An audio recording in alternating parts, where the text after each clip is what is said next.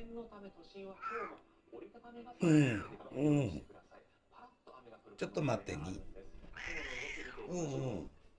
さあ、昨日日付が変わる頃は北日本だけでなく西日本、九州南部や四国地方でも雪が降りました。今朝にかけて動かしますと特に強まったのは北日